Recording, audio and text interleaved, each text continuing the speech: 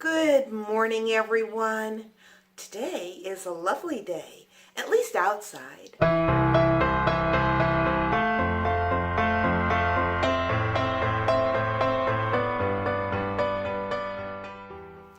Yep, I can hear the birds singing and I have my windows open, and yeah, it's a delightful day outside. But this is the continuing saga of plumbing problems. That's why you see all this behind me, because it's what normally is under my kitchen sink. And yeah, the plumbers are returning for the second day. Yeah, this is gonna hurt the old pocketbook.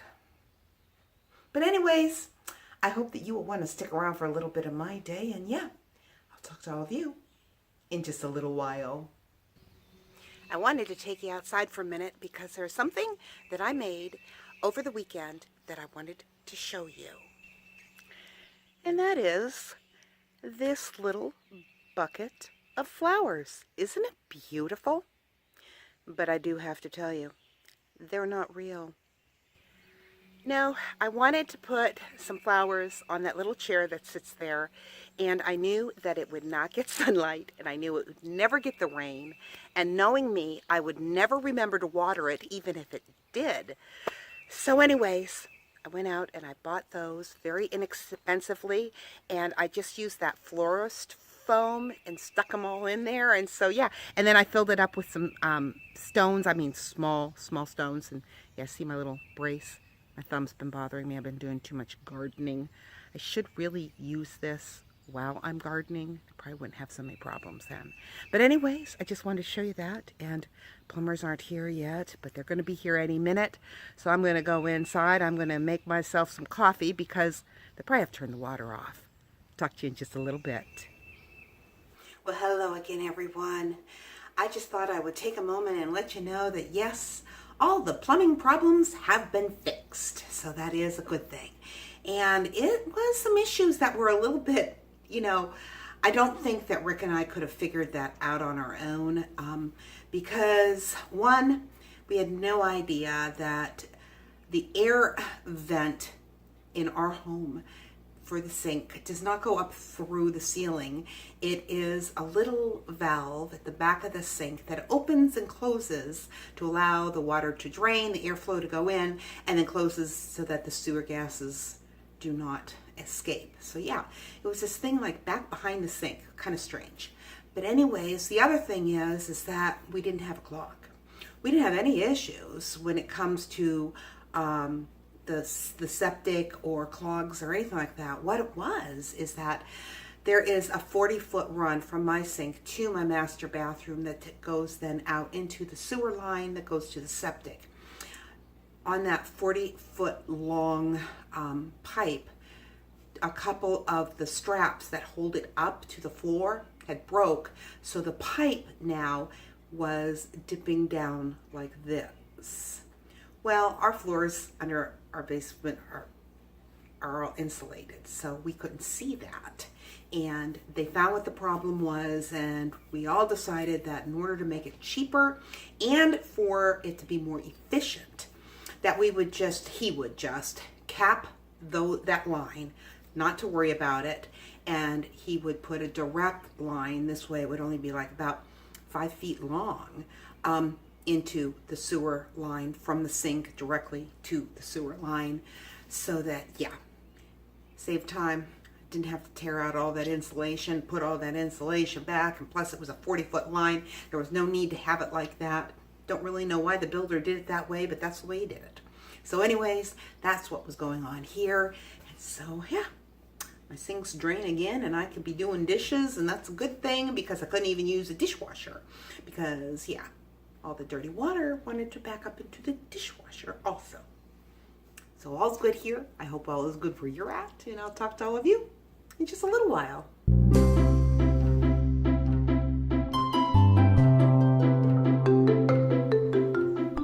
Today we are continuing in our series of In the Beginning, and we are concluding this with the creation of man.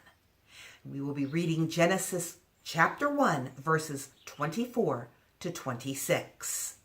And God said, let the earth bring forth living creatures according to their kinds, cattle and creeping things, beasts of the earth according to their kinds. And it was so. And God made the beasts of the earth according to their kinds, and the cattle according to their kinds, and everything that creeps upon the ground according to its kind. And God saw that it was good. Then God said, let us make man in our image, after our likeness, and let them have dominion over the fish of the sea, and over the birds of the air, and over the cattle, and over all the earth, and over every creeping thing that creeps upon the earth. The sixth day of creation starts like other days of creation, with an evening and a morning, and the evening always coming first in the order of Scripture. However, on this day, it seems to be divided in two parts. First, verses 24 and 25, and then verse 26, when he creates man. The order in our Scripture verses tell of larger beasts appearing first, which could be the cattle, such as goats and cows and sheep and camels and such. And then the smaller animals, which would include your insects and your reptiles. With the category of beasts of the earth, which would also include apes and monkeys. It seems apparent that life appeared in creative leaps, yet within rigid boundaries that Scripture designates as kinds. Now, although this is not a scientific term, it certainly indicates boundaries beyond which variation was not permitted to spread, unlike the claims of evolution. The language also suggests that each creative leap that occurred would indicate that the combined forces of light, darkness, the weather, plant growth, and other natural forces was producing a climate which is designed for animals, and with all of it aiming toward mankind. For man is the climax of the creative week, and now on this sixth day, everything is ready for him to make his appearance, which happens to also be in accordance with the fossil record. Man comes last in the order of life, appearing on the earth. As we read in verse 26, then God said, let us make man in our image, according to our likeness, and let them rule over the fish of the sea, and over the birds of the air, and over the cattle, and over all the earth, and over every creeping thing that creeps on the earth. Notice there is one thing that is immediately evident in this brief account of the appearance of man, and that is the origin of man is strikingly different from the origin of animals. Animal life appeared much as the plant life did, and as the fish and the birds appeared. It is all described as very much the same language and followed the same manner of emergence. But now it's quite different. Notice, for instance, that man appears only after God has held a divine consultation about him. God said, let us make man in our image, according to our likeness. Now the question immediately arises, to whom is God speaking? Who is the other party or parties to this conversation? There are some who would suggest that he is talking to angels.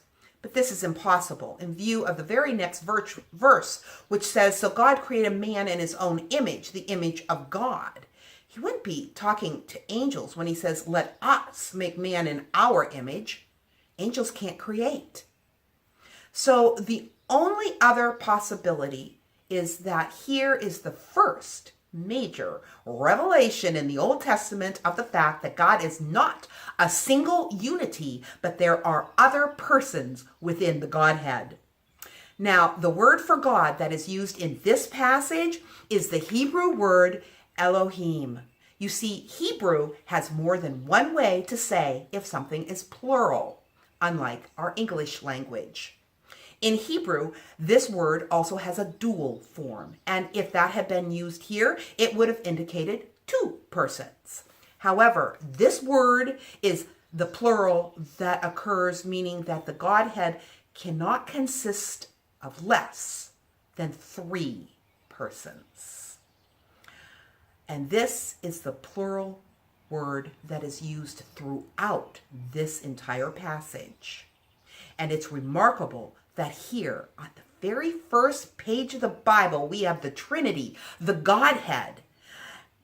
And God said, let us make man in our image. And so God created man in his own image.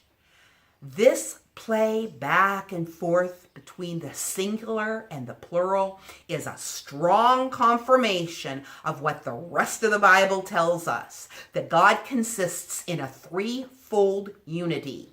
3 in 1, not 3 gods, only one, yet subsisting eternally in 3 remarkable persons.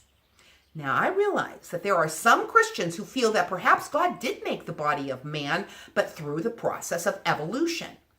That his body evolved from the animals, but his soul and spirit are unique and a creation of God's. But as Christians, we are to believe the entire biblical record, including that mankind can only have come from Adam, not some hominoid. For Adam was created an immortal being. Now, that does not mean someone who cannot die, because Adam did die. It means someone who need not die. And with that, I want to remind you, life happens. Let's enjoy it. The Bible clearly teaches that mankind was created directly by the hand of God. And man is now being redeemed by the grace of God. To be redeemed means that mankind has fallen from what he once was. Romans 5:17 says, if because of one man's trespass, death reigned through that one man, much more will those who receive the abundance of grace and the free gift of righteousness reign in the life through the one man, Jesus Christ. Redemption is a process of restoring man to what he once was. We know from the scriptures that when the redemptive act of God is complete, man will stand before God, body, soul, and spirit, all made in the power of an endless life. Thus, this record strongly suggests that the body of Adam did not come from the animal world. I hope you enjoyed this series, and God bless. Please be sure that you are subscribed, leave a thumbs up, leave me comments below, and I will talk to you tomorrow.